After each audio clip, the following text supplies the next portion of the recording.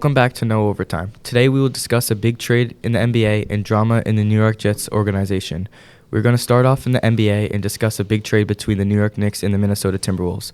The Hornets were also involved in this trade, making it a 3-team trade.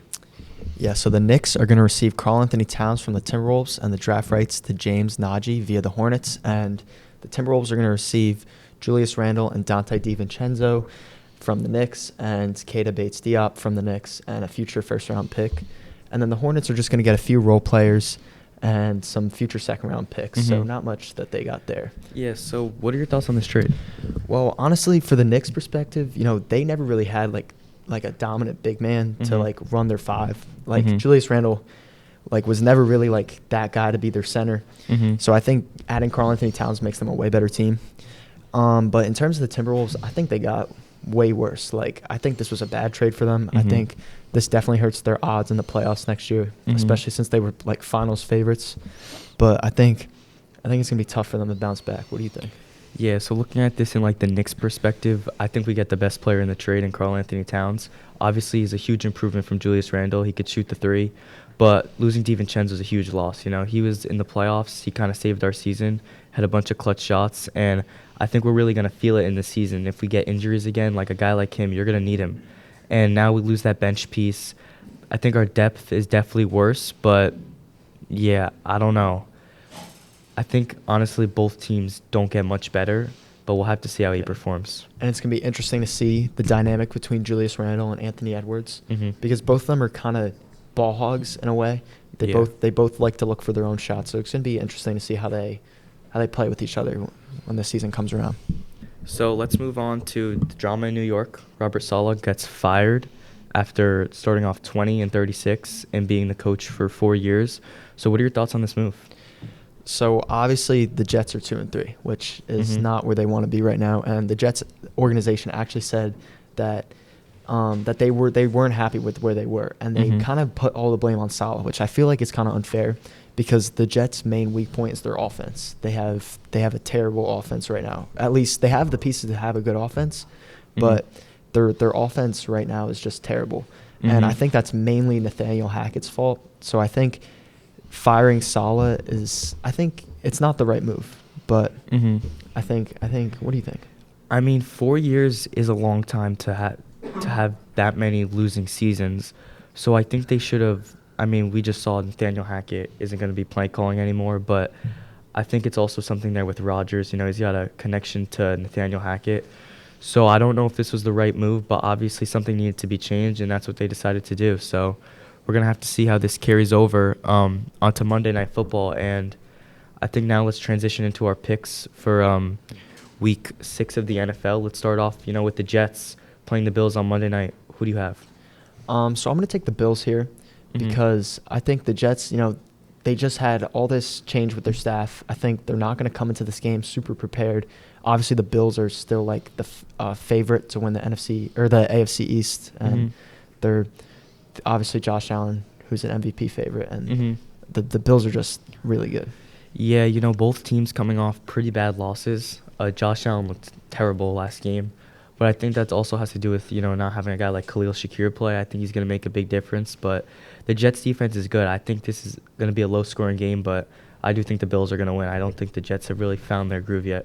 And I don't think this is an easy matchup to kind of bounce back.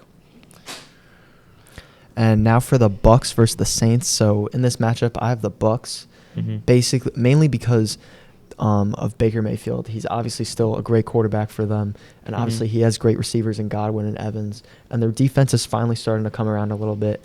But I think this game could kind of go either way because the Bucs either have really great games or they have really bad games. And I think this is one of the games where they can show their full strength. Yeah, for me, I'm also going to have to take the Bucs. I think this is a pretty easy decision. We know Derek Carr is going to be out for a couple weeks. I think that really, he hasn't been phenomenal, but he's probably been about an average quarterback this year. Their defense has been pretty good, but I think they're going to start Spencer Rattler, the rookie. I just don't see how they could beat this Bucs team, who looks really good.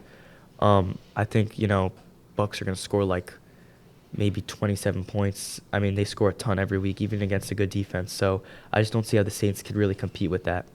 Yeah. Now for the Cardinals versus the Packers. So in this matchup, I'm going to take the Packers mainly because they haven't looked like as good as we saw them in the playoffs last year. Like that Packers team was sensational, and I think we're finally going to see Jordan Love come around, and I feel like they have all the pieces to have a great season, but right now they just haven't put it together. Yeah, but I'm going to have to take the Cardinals. You know, they just beat the 49ers. The Packers, they did beat the Rams, but what does that really say? The Rams have Kupp and Nakua injured. I just don't see if the Packers have really like proved themselves this year. So I'm going to have to take the Cardinals in this one. It's also probably going to be a high-scoring game. I like both offenses. Now let's go over to the game in London where the Jaguars take on the Bears. Who do you have in this game? So I have the Bears personally because the Jaguars, I mean, they have one of the worst defenses in the league, and their offense obviously hasn't looked the best this season. I don't think they're the worst team in the league, but I think they're definitely not able to compete with the Bears, especially with the Bears defense. Yeah, I mean, obviously when we look at record, the Bears seem like the better team, but I'm going to take the Jaguars. You know, they've played in London numerous times. It seems like they've played there the last couple of years. I think they're going to be comfortable. I think Trevor Lawrence has kind of found his groove, and I think, you know, Caleb Williams, he did look really good last week, but I think some of his like rookie struggles are going to come back. And, you know, I know the Jaguars defense isn't that good, but they played the Panthers last week, so I got the Jaguars in this one.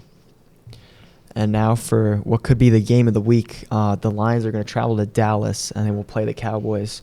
I have the Lions in this one, mainly because, you know, obviously it's the same thing with the Lions. You know, they haven't looked like the team they were last year. Like, they're still obviously a great team, but they obviously have struggled. And I think this is a good game for them to get their confidence back, especially against the Cowboys, who are also struggling right now. And I think this could be a big step up for the Lions. Yeah, I'm also going to take the Lions. You know, they're coming off a bye week. You know, most of their team is pretty healthy. They got that double running back threat. They got Montgomery and Gibbs. That's just really hard to stop. And, you know, the Cowboys didn't look that good last week versus the Steelers. I mean, they won, but only by 3 points late in the game. So I think the Lions are going to win this one, and also a high-scoring game. I think this is going to be the game of the week. For my upset game of the week, I have the Broncos over the Chargers. You know, the Broncos defense has probably looked top 3 this year, past Surtain with a pick 6. And they just looked like a great team. The Chargers really haven't proved anything yet. You know, Herbert looks all right. He doesn't really have many receivers. So this is going to be a low-scoring game, but Broncos may win by a field goal, and they're going to have a really good record. Yeah, and I agree with you. But for my upset game, I'm actually going to take the Commanders over the Ravens. The Commanders have looked, so far, they have looked really good this season. Jaden Daniels has looked like a great rookie quarterback, and it was obviously the right move for them. And as far as the Ravens go, like they've struggled a little bit this season. I think they're definitely going to be full strength, you know, towards the end of the season, and have a chance to be one of the best teams in the AFC. But right now, at this point in the season, I like the Commanders more. Yeah, both offenses look really good. I mean, Jaden Daniels has surprised me. I'm sure he surprised a lot of people. The Commanders sitting at 4-1. I mean, they're like the 2 seed right now. The Ravens also started off slow, but they have a pretty good record now, and I think that's going to be a really good game. Yeah, I agree. That's going to be all for this week's episode of No Overtime. We will see you guys next